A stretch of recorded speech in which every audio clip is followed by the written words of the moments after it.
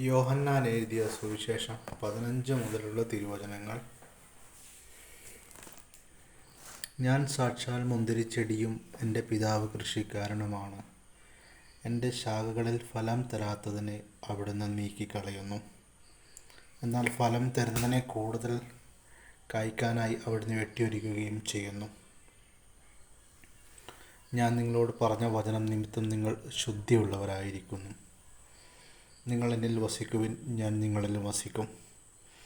മുന്തിരിച്ചെടിയിൽ നിൽക്കാതെ ശാഖയ്ക്ക് സ്വമേധയാ ഫലം പുറപ്പെടുവിക്കുവാൻ സാധിക്കാത്തതുപോലെ എന്നിൽ വസിക്കുന്നില്ലെങ്കിൽ നിങ്ങൾക്ക് സാധിക്കുകയില്ല. ഞാൻ മുന്തിരിച്ചെടിയും നിങ്ങൾ ശാഖകളുമാണ്. ആരെന്നിലും ഞാൻ അവനിലും വസിക്കുന്നുവോ അവൻ ഏറെ ഫലം പുറപ്പെടുവിക്കുന്നു. എന്നെ കൂടാതെ നിങ്ങൾക്കൊന്നും ചെയ്യാൻ കഴിയുകയില്ല. എന്നിൽ വസിക്കാത്തവൻ മുറിച്ച ശാഖ പോലെ പുറത്തെറിയപ്പെടുകയും ഉണങ്ങിപ്പോവുകയും ചെയ്യുന്നു. അനന്തരം അത്തരം കമ്പുകൾ ശേഖരിച്ച് തീയിലിട്ട് കത്തിച്ചു കളയുന്നു. നിങ്ങൾ എന്നിൽ വസിക്കുകയും എൻ്റെ വാക്കുകൾ നിങ്ങളിൽ നിലനിൽക്കുകയും ചെയ്യുന്നെങ്കിൽ ഇഷ്ടമുള്ളത് ചോദിച്ചുകൊള്ളുക, നിങ്ങൾക്ക് ലഭിക്കും. നിങ്ങൾ ധാരാളം ഫലം പുറപ്പെടുവിക്കുകയും അങ്ങനെ എൻ്റെ ശിഷ്യന്മാരായിരിക്കുകയും ചെയ്യുന്നത് വഴി പിതാവ് മഹത്വപ്പെടുത്തുന്നു. പിതാവ് എന്നെ സ്നേഹിച്ചതുപോലെ ഞാനും നിങ്ങളെ സ്നേഹിച്ചു.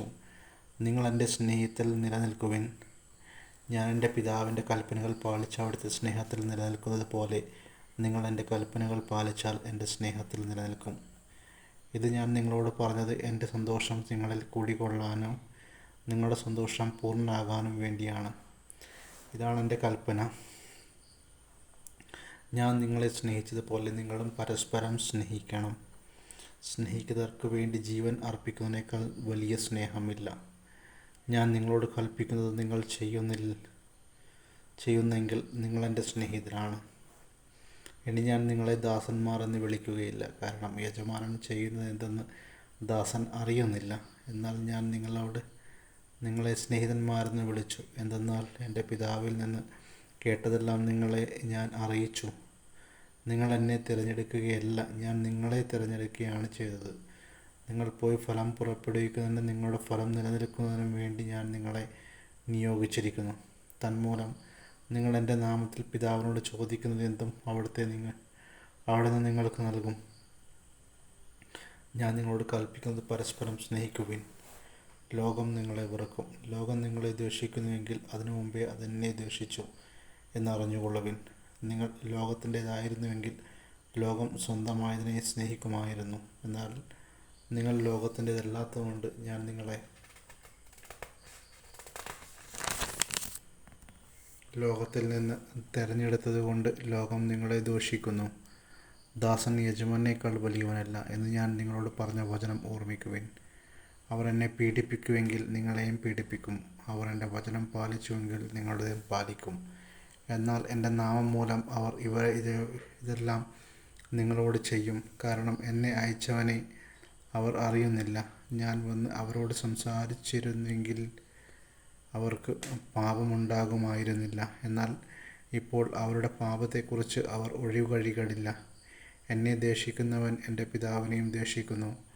മറ്റാരും ചെയ്തിട്ടില്ലാത്ത പ്രവൃത്തികൾ ഞാൻ അവരുടെ ഇടയിൽ ചെയ്യില്ലായിരുന്നുവെങ്കിൽ അവർക്ക് പാപമുണ്ടാകുമായിരുന്നില്ല. എന്നാൽ ഇപ്പോൾ അവർ എന്നെയും എൻ്റെ പിതാവിനെയും കാണുകയും ദ്വേഷിക്കുകയും ചെയ്തിരിക്കുന്നു. അവർ കാരണം കൂടാതെ എന്നെ വെറുത്തു എന്ന് അവരുടെ നിയമത്തിൽ എഴുതപ്പെട്ടിരിക്കുന്ന വചനം പൂർത്തിയാക്കാനാണിത് സംഭവിച്ചത്. ഞാൻ പിതാവിൻ്റെ അടുത്ത് നിന്ന് അയക്കുന്ന സഹായകൻ, പിതാവിൽ നിന്ന് പുറപ്പെടുന്ന സത്യാത്മാവ് വരുമ്പോൾ അവൻ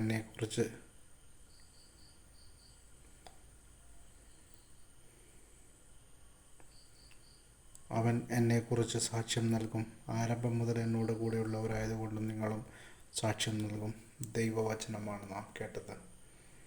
നമുക്ക് ദൈവത്തെ സ്തുതിക്കാം.